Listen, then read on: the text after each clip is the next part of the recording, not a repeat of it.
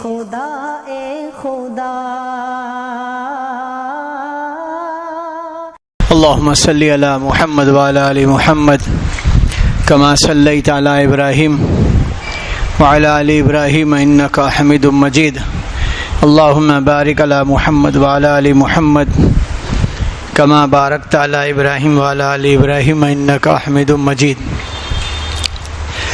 سبحانك لا علم لنا إلا ما علمتنا إنك أنت العليم الحكيم سبحانك لا فهم لنا إلا ما فهمتنا إنك أنت الجواد الكريم رب اشرح لي صدري ويسر لي أمري أعوذ بالله من الشيطان الرجيم بسم الله الرحمن الرحيم والعصر إن الإنسان لفي خسر إلا الذين آمنوا وعملوا الصالحات وتواصوا بالحق وتواصوا بالصبر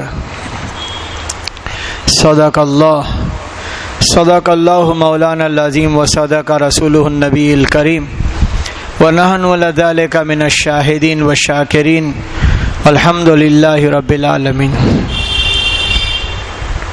محترم عزیز و بزرگوں، اس وقت میں پوری دنیا میں غفلت کا ماحول ہے.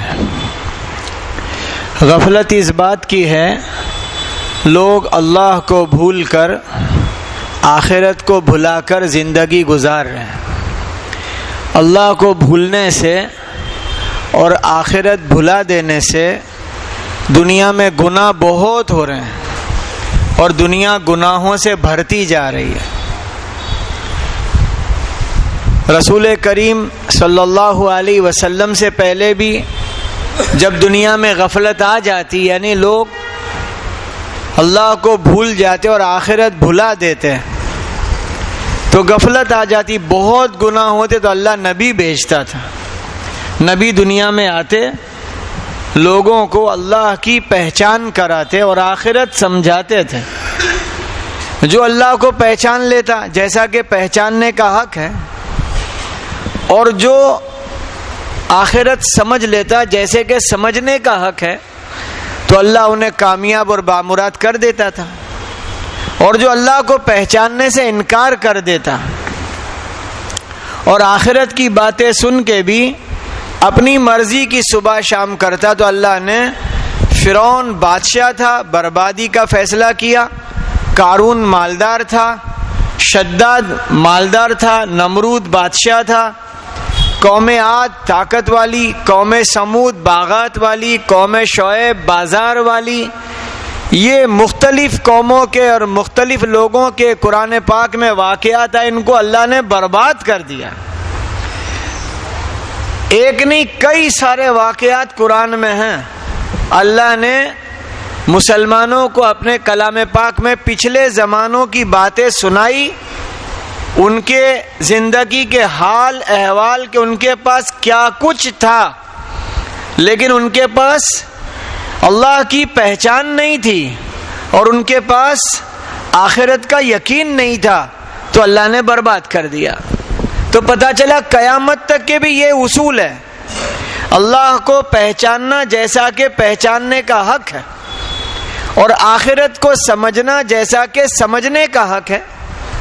تو پھر اللہ کے سارے وعدے ہیں اور اللہ کو پہچاننے سے انکار کر دے اور آخرت سن کے بھی مرضی چلاوے، تو اس وقت دنیا کے کئی کروڑ لوگ جو اللہ کو مانتے ہی نہیں، آخرت سمجھتے نہیں، لیکن ان کی دنیا بھلی سے بھلی ہو رہی ہے. کچے مسلمان ان کو دیکھ کے دھوکہ کھا جاتے ہیں. کیا دھوکہ کھا جاتے ہیں کہ اللہ نے تو کہا ہے جس کی زندگی میں دین نہیں ہوگا ہم ان کو برباد کر دیں گے، لیکن یہ کہاں برباد ہو رہے ہیں، یہ تو بڑھتے ہی چلے جا رہے ہیں. یہ کچے لوگوں کی کچی سمجھ ہے. ظاہری چیزوں کے اسباب کے بڑھنے کو زندگی کا سکون نہ سمجھیں. اس وقت دنیا میں اللہ کی قسم کھا کے کہہ رہا ہوں، اس وقت دنیا میں جتنے مسلمان پریشان دکھ رہے ہیں اس سے زیادہ نہ دکھنے والے وہ پریشان ہیں جن کی پریشانی ہمیں دکھ نہیں رہی ہے. لیکن وہ زیادہ پریشان ہے جو اللہ کو مانتے نہیں، آخرت سمجھتے نہیں ہیں. مسلمان سے زیادہ پریشان ہے وہ، خالی ظاہری چمک دمک دیکھ کر کے کچا دھوکے میں پڑ رہا ہے اور باتیں کرتا ہے، دیکھو ان کو کیا اور اپنا کیا. یہ دھوکا ہے، یہ دھوکا ہے. یوسف علیہ السلام کا واقعہ قرآن پاک میں مثال ہے کہ ظاہر میں دکھ رہا تھا کہ بھائی ان پر ظلم کر رہے ہیں، کنویں میں ڈال دیا، قافلے کو بیچ دیا، مصر میں بک گئے، الزام لگ گیا، جیل میں بند ہو گئے، یہ سب دکھتا رہا.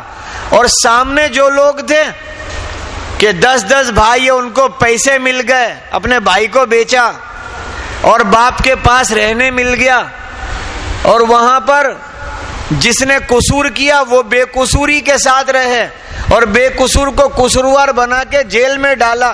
یہ سب دکھ رہا تھا، لیکن انجام کار یہ ہوا کہ اللہ نے اپنی عزت کا معیار، اپنا وعدہ وہ بتا دیا کہ جو ہمارے ساتھ جڑا ہے اس کا یہ انجام ہے، اس کا یہ انعام ہے. ڈھیل مل رہی ہے، سب کو ڈھیل مل رہی ہے، سب کو ڈھیل مل رہی ہے، اور سب کے چھیڑے اللہ کے ہاتھ میں. میں پکی بات کہہ رہا ہوں، سب کو اللہ تعالیٰ ڈھیل دے رہے ہیں. جیسے پتنگ اڑانے والے پتنگ اڑاتے ہیں تو وہ پتنگ کو ڈھیل دیتے ہیں، اور پتنگ دور آسمانوں پر، بلندیوں پر اونچی اڑتی رہتی ہے، تو وہ اونچی اڑنے والی، بلندیوں پر چڑھنے والی پتنگ اتراو ہے کہ میں تو اوپر ہی ہوتے جا رہی ہوں اور وہ تو نیچے ہے، وہ میرا کیا کر لے گا. اس کی بھول ہے، اس پتنگ کی بھول ہے کہ میرا چھیڑا تو اس کے ہاتھ میں ہی ہے. کتنی بھی اوپر ہو جاؤں، چھیڑا اس کے ہاتھ میں، ایک ذرا سی بھی ہاتھ کو ہلائے گا کوئی، یہاں میں ہل جاؤں گی. اللہ کی قسم، تمام کے چھیڑے اللہ کے ہاتھ میں ہیں. اللہ ڈھیل دے رہے ہیں. اللہ مجھے سمجھا دے، اللہ آپ کو سمجھا دے، اللہ تمام کو سمجھا دے کہ اللہ کی ڈھیل ہے. جس دن چھیڑا کھینچے گا، اور اس نے فرعون کا کھینچا، قارون کا، نمرود کا، شداد کا، حامان کا، قوم عاد، قوم سبا، قوم شعیب، قوم لوط، سب کے چھیڑے کھینچ کے ہمیں بتا دیا. قرآن پاک میں ڈھیل دے رہا تھا، چھیڑا کھینچا تو حیران کر کے رکھ دیا. قوم کے قوم برباد کر دی، انفرادی کو برباد کر دیا، مال کے ساتھ مال والے کو، حکومت کے ساتھ حکومت والے کو برباد کر دیا. کب؟ جب اس نے ڈھیل ختم کر کے چھیڑا کھینچا. اس لیے انبیاء علیہ السلام دنیا میں آتے تھے، ایک ہی بات لے کر آتے تھے، اللہ کی توحید، اس کا پکا یقین کرو، ایک اللہ کی بات مانو، ایک اللہ سے ڈرو، ایک اللہ سے مانگو، ایک اللہ کی عبادت کرو. یہ توحید کی بات ہر نبی سنائے ہر زمانے میں. ایک اللہ کی بات، وحدہ لا شریک، اس کی مانو، اس کے آگے جھکو، اس سے ہی مانگو، اس سے ہی ڈرو، اس سے ہی محبت کرو. اور پھر ہر نبی ہر زمانے میں سکھاتے تھے، ہم اللہ کی طرف سے بھیجے گئے رسول اور نبی ہیں، ہم یہ رسالت لے کر، رسالت کے ساتھ، نبوت کے ساتھ اللہ کا پیغام لا کے دے رہے ہیں. ہمیں نبی کا، ہمیں اللہ کا نبی اور رسول تسلیم کر لو. ہم جو بات اللہ کی پہنچا رہے ہیں، جو بات تم سے کہہ رہے ہیں، اس کو مان لو اور کر لو. اور آخرت حق ہے، آخرت حق اور سچ. اس لیے قرآن پاک کی ایک آیت سورہ زلزال کی، اللہ تعالیٰ فرماتا ہے فَمَن يَعْمَلْ مِثْقَالَ ذَرَّةٍ خَيْرًا يَرَهُ وَمَن يَعْمَلْ مِثْقَالَ ذَرَّةٍ شَرًّا يَرَهُ. یہ آیت میں اکیلے میں سوچوں، آپ سوچے، جو سوچے گا ایمان اور تصدیق کے ساتھ، آخرت کے یقین کے ساتھ، تو ڈرے بغیر نہیں رہ سکتا. ایک ذرے کے، ایک لمحے سے بھی کم میں اگر کچھ بھلائی کا کام، اچھا کام ہوا، قیامت میں اس کا وزن کر کے اللہ تعالیٰ انعام دیں گے. یہ سمجھ میں آیا؟ ذرہ ہوتا ہے نا بہت باریک، دنیا کا کوئی ترازو شاید وزن کر سکے نہ کر سکے، اللہ کے وہاں وہ ترازو ہے. جو ذرہ کسی وزن کے برابر دنیا میں نہ لگتا ہو، اللہ کے وہاں اس کا بھی وزن ہوگا اور اس کے برابر کی جزا، انعام دیا جائے گا. اور ذرے سے برابر کا کوئی خطرہ شر برا کیا ہو اس کا وزن کر کے سزا قائم کر دی جائے گی۔ لہذا میں نیت کرتا ہوں، آپ نیت کرو، ہم اللہ کی ذات پر یقین لائیں گے جیسا کہ لانے کو کہا گیا، ہم رسول اللہ صلی اللہ علیہ وسلم کی ذات بابرکت کو مانیں گے جیسا کہ ماننے کو کہا گیا، اور ہم آخرت کو ویسا ہی حق اور سچ جانیں گے جیسا کہ حق اور سچ جاننے کو کہا گیا۔ اللہ کرے بات ہماری سمجھ میں آ جائے۔ آخرت کے بارے میں بہت ساری باتوں میں ایک مختصر بات، رسول اللہ صلی اللہ علیہ وسلم نے ارشاد فرمایا، قیامت میں جتنے لوگ جہنم میں جائیں گے، اللہ ہم سب کی حفاظت کرے، اللہ تمام مسلمان کی حفاظت کرے، جتنے لوگ جنت میں جہنم میں جائیں گے تو ایک بہت ڈرنے کی بات پیارے آقا نے ارشاد فرمائی، زیادہ سے زیادہ وہ لوگ ہوں گے جنہوں نے اپنی زبان کا استعمال غلط کیا۔ کس کا استعمال؟ بولو نا، زبان کا استعمال غلط کیا۔ اب یہ بات بہت بڑی ہے، پیارے آقا نے ارشاد فرمائی جو ہمارے دلوں میں یقین کے ساتھ بیٹھے کہ جہنم میں جانے والے جتنے لوگ ہیں اس میں زیادہ وہ لوگ ہیں جنہوں نے زبان کا غلط استعمال کیا۔ عجیب بات سمجھا دی، پورے جسم میں ہاتھ کتنے بڑے بڑے ہیں، پیر اتنے بڑے، اور دوسرے جسم کے حصے کتنے بڑے بڑے، زبان اتنی چھوٹی، ایک گوشت کی بوٹی ہے جو منہ کے اندر رکھی گئی ہے، لیکن اس کی خرابی جہنم میں لے جاوے۔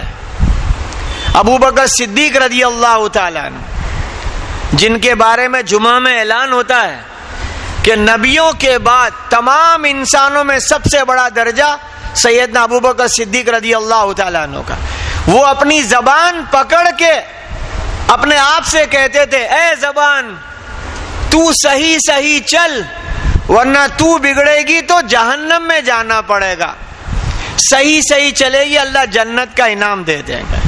کتاب میں لکھا ہے آدمی زبان سے بعض جملہ ایسا نکالتا ہے، دھیان سے سننا بات، آدمی اپنی زبان سے بعض جملہ ایسا نکالتا ہے جو اس کے نزدیک بہت معمولی ہوتا ہے، یا کبھی کسی کو ہنسانے کے لیے یا کبھی کوئی بات بنانے کے لیے ایسی بات وہ زبان سے نکالتا ہے جو وہ سمجھتا ہے کہ میں تو ایسے ہی بول رہا ہوں، اس کے نزدیک وہ معمولی ہوتا ہے، یا دین کی مذاق یا کسی دیندار کی مذاق یا کوئی دینی عمل کی مذاق، دین کی مذاق، دیندار کی مذاق یا دینی عمل کی مذاق اس کے نزدیک بہت معمولی جملہ ہوتا ہے، لیکن وہ جملہ اس کو جہنم میں لے جائے گا۔ اللہ میری آپ کی حفاظت کرے۔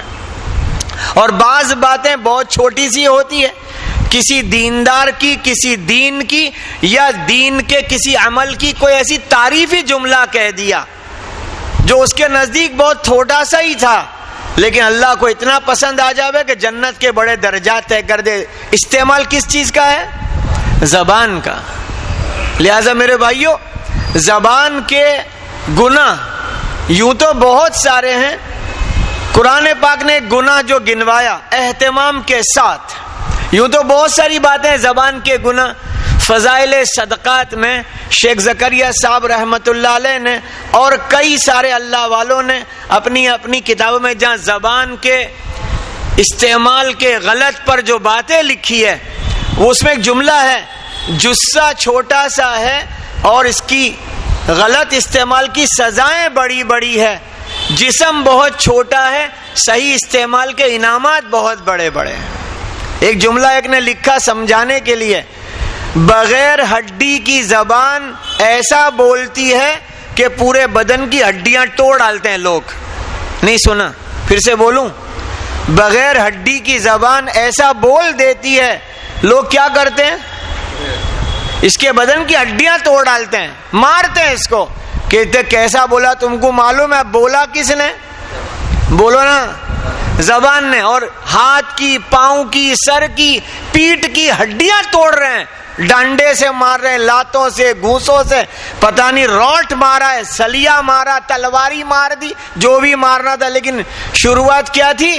اس کی زبان کا غلط استعمال تھا۔ گھروں میں محبت برے خاندانوں میں زبان ایسی چل گئی کہ نفرتوں کے پہاڑ آ گئے اور خاندان جوڑ کا تھا توڑ کے ساتھ الگ ہو گیا. لہذا میں اور آپ نیت کریں, اپنی زبان کا استعمال بہت سوچ سمجھ کے کریں. عقل مندوں کی بات یہ ہے کہ وہ چپ رہتے ہیں زیادہ, اور ناسمجھوں کی بات یہ ہے کہ وہ بولتے زیادہ ہے. ایک جملہ اقوال دانایان, عقل مندوں کی باتیں, اس میں ایک جملہ لکھا ہے. وہ جملہ ہر ایک خود کے بارے میں سوچنا. وہ جملہ کیا لکھا ہے؟ جب عقل چھٹی پر ہوتی ہے نا, رجا پر, تو زبان اوور ٹائم کرتی ہے. سمجھ رہے بات؟ عقل کس پہ ہوتی ہے؟ چھٹی پر. تو زبان کیا کرتی ہے؟ یعنی جس کی زبان بہت بک بک بک بک کرنا, سمجھنا اس کی عقل چھٹی پہ گئی ہے, یہ بک بک کرتا ہے. جیسے کہ پاگل کیا بک بک بک بک کیوں کرتا ہے؟ کہ اس کی عقل کیا ہے؟ چھٹی پر ہے, تو زبان اوور ٹائم کر رہی ہے. ہر ایک خود کا سوچنا, دوسرے کا مت سوچنا. گھر جا کے بیوی کو, ابا کو, دادا کو, کوئی گھر کے بڈھے کو, محلے والوں کو بولنا مت کہ تیری عقل چھٹی پہ نا بھائی, تو اوور ٹائم. خود کے بارے میں سوچنا کہ تو اوور ٹائم میں چل رہا ہے, کس میں چل رہا ہے.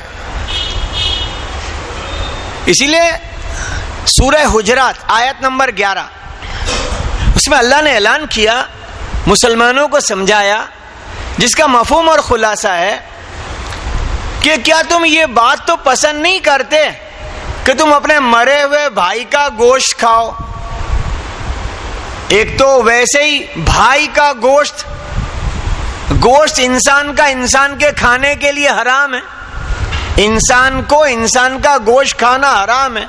پھر مرا ہوا, اور وہ بھی اپنا بھائی ہو. بھائی سے مراد تمام مسلمان ایک دوسرے کے بھائی ہیں, ایمان کے رسی سے بندھے ہوئے ہیں, ایمان کے اعتبار سے ایمانی بھائی. قرآن پاک میں اللہ نے سمجھایا کہ تم اس کو پسند تو نہیں کرتے کہ تم اپنے مرے ہوئے بھائی کا گوشت کھاؤ, تو جیسے تم اس کو پسند نہیں کرتے ایسے اس کی غیبت کو بھی ناپسند کرو. غیبت سے مراد کیا؟ اس کے پیٹھ پیچھے ایسی بات کرنا کہ اگر اس کے سامنے بولتے تو اس کو برا لگتا ہے. اسی کا نام غیبت ہے. آج میری میں سوچوں, آپ کی آپ سوچنا, جہاں 1 ملا 2 ملا 3 ملے, تھوڑی دیر ہوئی نہیں کہ یہ باتیں شروع ہو جاتی ہے. غیبت, اس کے پیچھے اس کی بات, اس کے پیچھے. اس کو قرآن نے اہتمام سے کہا. حدیث کی کتاب میں ایک واقعہ لکھا ہے, راوی ابو ہریرہ رضی اللہ تعالیٰ عنہ. ماغر اسلمی رضی اللہ تعالیٰ عنہ ایک صحابی تھے. آئے, یا رسول اللہ, مجھ سے ایک عورت کے ساتھ غلط کام ہو گیا ہے, آپ مجھے پاک کر دیجئے. پیارے آقا نے کہا, بھائی جاؤ جاؤ. یہ کہہ کے بھائی جاؤ روانہ کر دیا. کبھی کبھی آدمی دماغی خلل ہوتا ہے تو کچھ نہ کچھ بولتا ہے. دماغی خلل سمجھتے نہیں, کبھی کبھی اپنا کسی کو بخار دماغ پہ چڑھ جاتی ہے تو وہ بولتا ہے سچا سچا, لے گھر والے کیا سمجھتے ہیں, یہ بخار دماغ کو, وہ سچ بول رہا ہے جو بول رہا ہے, اللہ کرے کہ بات سمجھ میں آ جائے.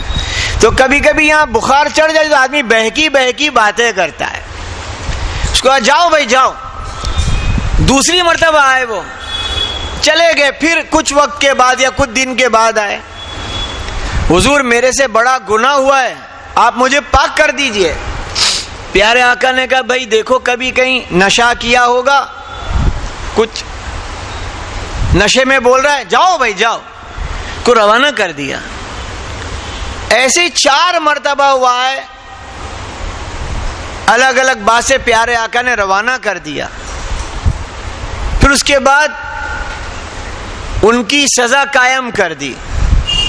سزا یہ تھی کہ پتھر مار مار کے ختم کر دے. اس کو سنگسار, رجم. جو لوگ حج میں جاتے ہیں نا تو رمی جمار کہتے ہیں. کنکری پھینکنا, کنکری مارنا نہیں ہے, کنکری, ارے بولو نا. وہ مارنا گنہگاروں کو سزا کے لیے مارتے تھے. وہاں مکے میں کیا کرنے کا ہوتا ہے؟ کنکری پھینکنے کی ہوتی ہے. جو کنڈی بنائی اس میں پھینک دو. پہلے دن کی 7, دوسرے دن کی 21, تیسرے دن کی بھی 21. وہ شیطان کے بہکاوے کی جگہ بنی ہے. تو وہاں حاجیوں کو سبق سکھا کے بھیجیں گے تم وہاں جاؤ 10ویں تاریخ 11ویں تاریخ 12ویں تاریخ کو اپنا ہاتھ اونچا کر کے ایک ایک کنکری لے کے بسم اللہ اللہ اکبر کر کے ایک ایک کنکری پھینکنا، وہ کنڈی میں گر جاوے، لیکن وہ جاتے نا جو لوگ ان کو وہیں شیطان سوار ہو جاتا ہے، سب کو تو نہیں ہوتا، کچھ لوگوں کو ہو جاتا ہے، وہ سمجھتے کہ یہی ہے، یہ کون ہے؟ وہ شیطان ہے ہی نہیں، وہ شیطان ہے ہی نہیں، وہ تو شیطان کے بہکاوے، تو وہ کنکری پھینکتے نہیں بلکہ ایسے دانت پیس پیس کے اور ایسے یوں کر کر کے مارتے نا، اور پھر کیا یہی ہے، وہ ایک نے تو مزاحیہ جملہ کہا کہ ایک آدمی ڈنڈے سے اس کو مار رہا تھا، کسے مار رہا تھا؟ اور کیا کہہ رہا تھا؟ تم نے آدم کو سجدہ نہیں کیا، کر دیا ہوتا تو ہم کو یہاں آنا نہیں پڑتا۔ کس کو سجدہ نہیں کیا؟ تم نے سجدہ کر دیا تو یہاں آنا نہیں پڑتا ہمارے کو۔ اب وہ تھوڑی شیطان ہے، تو میں کیا کہتا ہوں، شیطان تو وہاں ہے نہیں، ان پر شیطان سوار ہو جاتا ہے۔ کبھی کبھی میاں بیوی کنکری لگا کے یعنی رمی کر کے، رمی کا ایک عمل ہے، وہ رمی کر کے وہیں کھڑے ہوتے ہیں اور موبائل نکال کر وہیں میاں بیوی اپنا سیلفی لیتے ہیں، اور بیٹے کو بھی دیکھ بیٹا ہم دونوں اس کے پاس ہی کھڑے ہیں۔ نہیں سمجھے بات؟ کس کے پاس؟ تیری ماں تھوڑی نزدیک زیادہ ہے، میں تھوڑا سا دور ہوں، ہم دونوں اس کے پاس ہی کھڑے ہیں۔ یہ بے وقوفی کی بات ہے کہ وہاں جا کے سیلفی لے کر کے سب کو بھیج رہے ہیں، دیکھو ہم یہیں کھڑے ہیں، اب کہاں کھڑے ہیں وہ خود سمجھتے نہیں ہیں کہ کیا ہو رہا ہے۔ خیر پیارے آقا نے ماغر اسلمی رضی اللہ عنہ کو سنسار کروا دیا، پتھر مار مار کے لوگوں نے ختم کر دیا۔ ایسے چند دن گزرے، دو صاحب آپس میں باتیں کر رہے تھے اور پیارے آقا صلی اللہ علیہ وسلم سن رہے تھے۔ ایک نے دوسرے سے کہا 4 مرتبہ پیارے نبی نے انہیں روانہ کیا، پھر بھی آئے اور کتے کی طرح موت میں مرے ہیں۔ یہ جملہ استعمال کیا ماغر اسلمی کے بارے میں۔ حضرت محمد صلی اللہ علیہ وسلم کو بہت برا لگا، بہت برا لگا۔ وہ اپنے اونٹ پر سوار تھے، پیارے نبی اپنے اونٹ پر تھے، چلتے رہے یہاں تک کہ مدینہ منورہ ختم ہوا، اور مدینہ ختم ہونے کے بعد مدینے کا کچرا جہاں پھینکا جاتا وہ کچرا پٹی آ گئی، وہاں پر ایک مرا ہوا گدھا پڑا تھا، جو مرا ہوا بھی تھا اور پھول گیا تھا اور پھٹا ہوا تھا۔ گدھا مرا تھا، پھولا تھا، پھٹا تھا۔ جب پھولتا اور پھٹتا ہے نا تو بدبو بہت آتی ہے، سڑاند آتی ہے اس میں سے، وہ بدبو بہت بری ہوتی ہے۔ پیارے آقا نے وہ دونوں سے کہا تم دونوں اپنے اونٹ پہ سے اترو، اس کا گوشت کھاؤ۔ تو ایک نے عرض کیا یا رسول اللہ، اللہ آپ کی مغفرت کرے، اللہ آپ کے حال پہ رحم کرے، یہ آپ ہم سے کیا کہہ رہے ہیں؟ تو پیارے آقا نے کہا ابھی تھوڑی دیر پہلے تم نے ماغر اسلمی کے بارے میں جو کہا نا کہ وہ کتے کی موت مرا، یہ اس کی غیبت تھی، یہ تو مرے ہوئے گدھے کا گوشت کھانا اس سے برا غیبت کرنے پر اپنے بھائی مردار کا گوشت کھانا ہے۔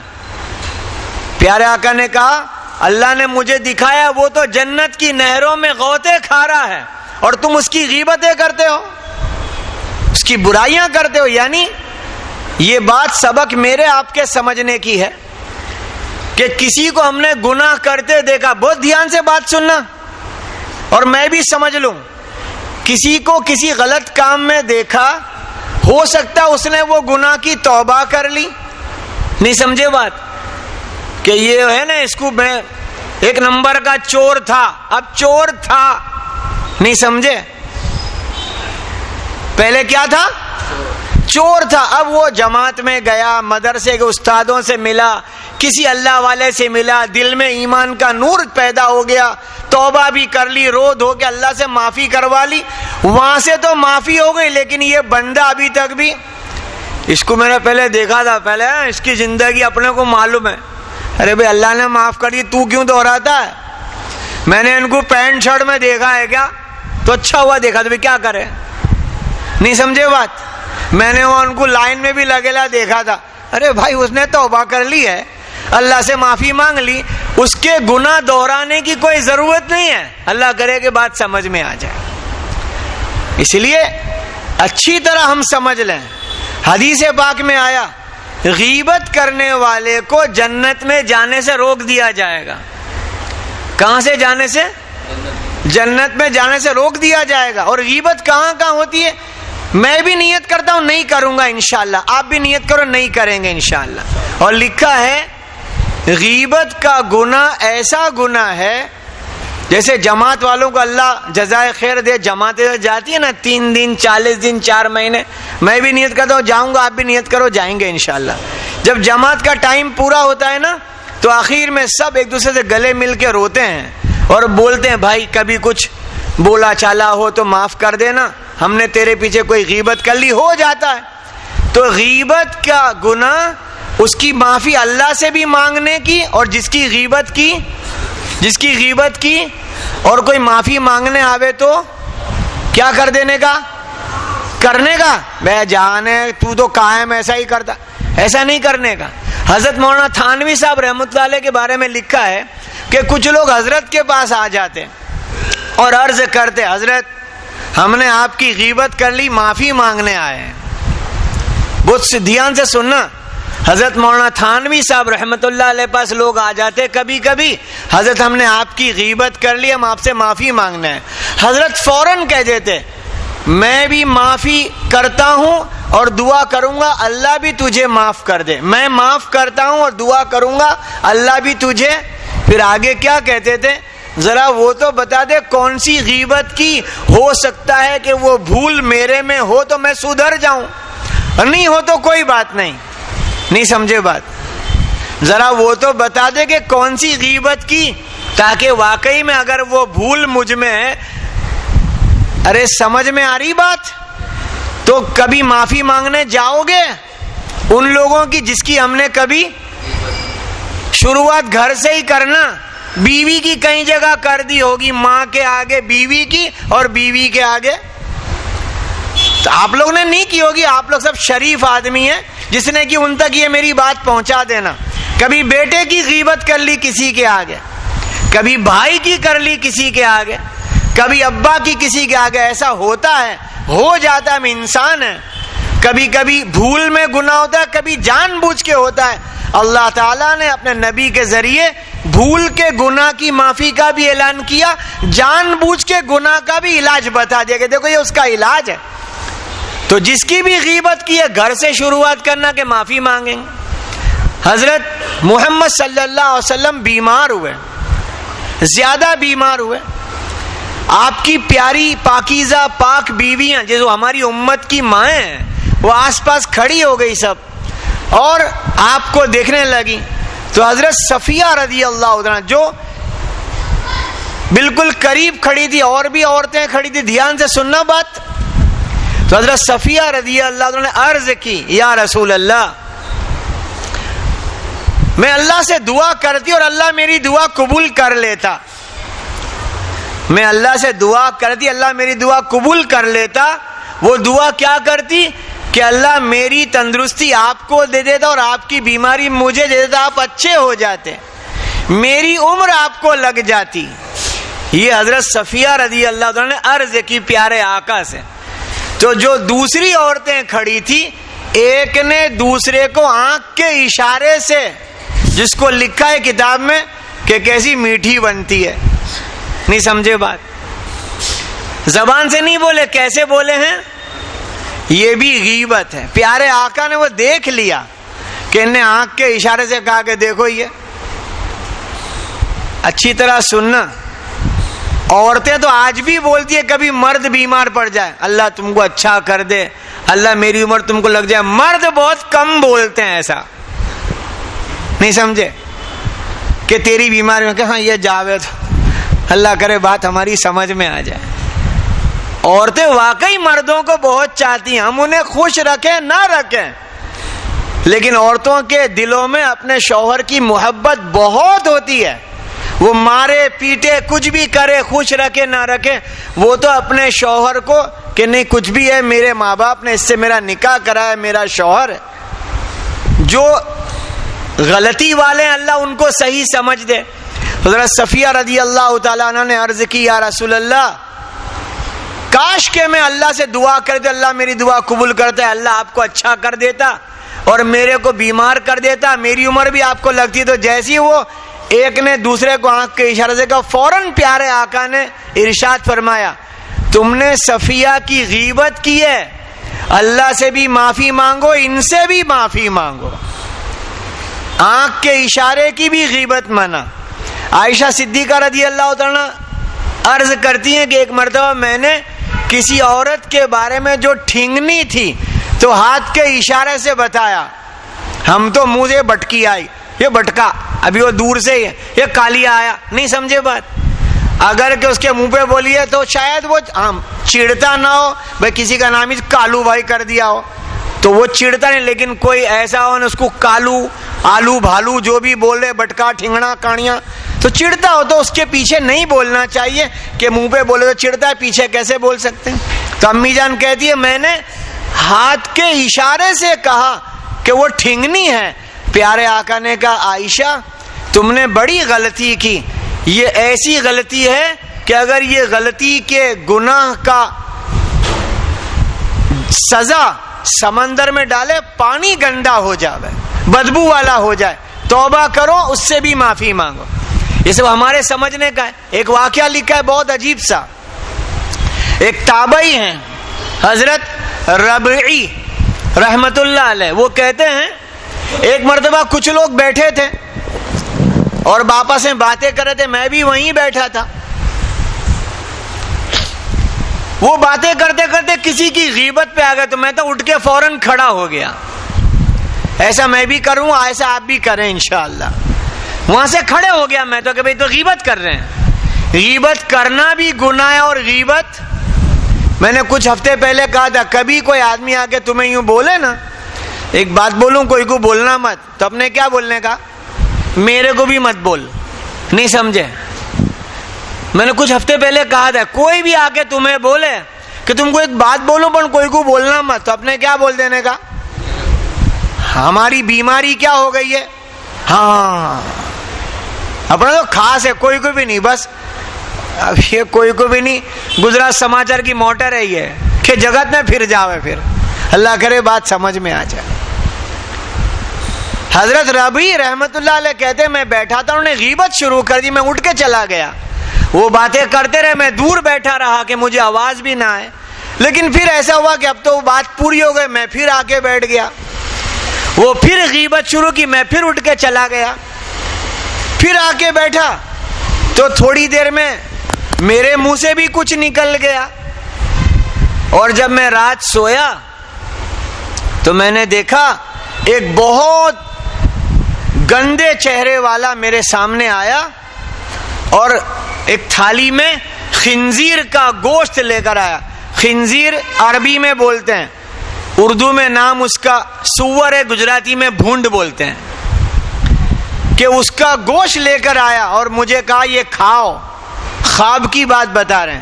میں نے کہا نہیں میں نہیں کھاؤں گا، یہ تو حرام جانور ہے، نہیں میں نہ کرتا رہا، یہاں تک کہ اس نے وہ گوشت اٹھا کے میرے منہ میں ٹھونس دیا، اور وہ ٹھونستا ہی رہا کہ میری آنکھ کھل گئی کہ یہ کیا ہوا۔ لیکن اس کے بعد کا حال یہ ہوا 30 دن تک میں اپنا حلال کا بھی کھانا کھاتا تھا، مجھے وہ بدبودار جانور کے گوشت کی بو آ جاتی تھی اور میں گھبراتا کہ کیا ہوا۔ وہ تھوڑی دیر کی غیبت کا یہ اثر ہے، مہینے تک میرے کھانے میں بدبو آتی رہی۔ ایک واقعہ بول کے بات پوری کر رہا ہوں، میں بھی نیت کرتا ہوں، آپ بھی نیت کرو، غیبت نہیں کریں گے انشاءاللہ، اور جس کی آج ہی جا کے ہو سکے تو معافی مانگ لے، فون پہ مانگ لے، جیسا موقع ہو روبرو جگہ، اور معافی مانگنے والے کی عزت کبھی نہیں جاتی، اللہ اس کو آگے بڑھاتے ہیں، اور ہم سے کوئی معافی مانگے تو ہم بھی کیا کر دیں گے، معاف کر دیں گے۔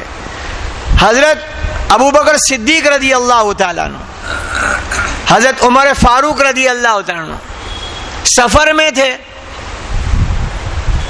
ایک خادم تھا ان کی خدمت کرنے والا، ایک موقع کا سفر تھا، عورتیں نبی کے ساتھ جانے والی تھی صلی اللہ علیہ وسلم، تو پتا چلا کہ صفیہ رضی اللہ عنہ کا اونٹ بیمار ہو گیا، سفر میں چلے ایسا نہیں ہے۔ پیارے نبی نے ایک آدمی کو بھیجا، جاؤ زینب کے پاس جاؤ جو ان کی دوسری بیوی تھی، کہ زینب کے پاس اونٹ ہے, کہو ایک اونٹ صفیہ کے لیے دے دے, وہ سفر میں چلے. تو وہ جو شخص کو بھیجا جا کر کہا حضرت زینب رضی اللہ تعالیٰ عنہ سے کہ حضور صلی اللہ علیہ وسلم نے کہا صفیہ کا اونٹ بیمار ہے, آپ ایک اونٹ حضرت صفیہ کو دے دو تاکہ وہ سفر میں چلے. تو ان کے منہ سے کیا نکل گیا, وہ یہودن کو, وہ یہودی میں سے مسلمان بنی تھی, وہ یہودن کو, اتنا ہی. وہ جا کر کے واپس آ کر کہہ دیا کہ وہ ایسا بولے. پیارے آقا کو اتنا برا لگا, اتنا برا لگا کہ ذی الحجہ, محرم اور سفر مہینے کے کچھ دن آپ حضرت زینب سے ملنے ہی نہیں گئے. یہاں تک ان کو ایسا لگا شاید مجھے چھوڑ دیا ہے میرے نبی نے. یعنی اتنے پہ ہی برا لگ گیا کہ ایسا بولی.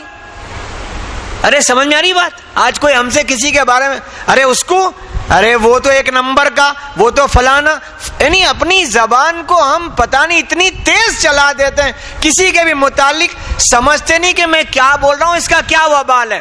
اللہ کہہ چکا مثقال ذرہ, مثقال ذرہ, وزن کے ساتھ سزا, وزن کے ساتھ جزا. اللہ مجھے آپ کو سمجھا دے. تو سفر میں تھے ابوبکر صدیق رضی اللہ تعالیٰ, عمر فاروق رضی اللہ تعالیٰ. ان کا ایک خادم تھا جو دونوں کی خدمت کرتا تھا. اب ایک رات ایسی آئی کہ بھئی صبح تم کھانا پکا کے رکھنا, ہم کھا لیں گے. یا دن میں کچھ ایسا ہوا تو وہ دونوں حضرات بھی سو گئے, ان کا خادم بھی سو گیا. وہ خادم بھی سو گیا. جب یہ دونوں اٹھے, وہ سوتا ہوا دیکھا اپنے نوکر کو, تو ایک نے دوسرے سے کیا کہا, یہ تو بہت سوؤ ہے. سوؤ سمجھتے ہیں؟ اردو میں یہ لکھا ہے, اپنی زبان میں جو آپ لفظ استعمال کر سکیں. یہ تو اونگھن سی ہے, سوتا ہے بہت, ایسا جو بھی, یہ تو بہت سوؤ ہے. پھر اس کو اٹھایا اور کیا کہا, جاؤ حضور صلی اللہ علیہ وسلم کے پاس جاؤ اور کہو کہ سالن کچھ آپ کا بناؤ تو ہمیں دیں. تو وہ خادم گئے جن کا نام بھی لکھا ہے کتاب میں کہ یا رسول اللہ, عمر اور ابو بکر ہمیں بھیجے ہیں, آپ کے پاس سالن ہو تو ان کو کھانے کے لیے چاہیے. تو پیارے نبی کیا کہتے, ان دونوں نے تو سالن کھا لیا. تو جا کے ان نے جا کر ان سے کہہ دی کہ آپ دونوں تو سالن کھا لیا, ایسا رسول اللہ صلی اللہ علیہ وسلم کہتے ہیں. تو وہ دونوں آئے, یا رسول اللہ ہم نے کہاں کھایا کہ آپ دونوں نے اس کی غیبت کی, اس کا گوشت تمہارے دانتوں میں دکھ رہا ہے. اللہ کرے بات ہماری سمجھ میں آ جائے. لہذا بھائیو, آج میں بھی نیت کرتا ہوں, آپ بھی نیت کریں, ہم اپنی زبان کا استعمال صحیح کریں گے انشاءاللہ. اللہ مجھے آپ کو عمل کی توفیق عطا فرمائے.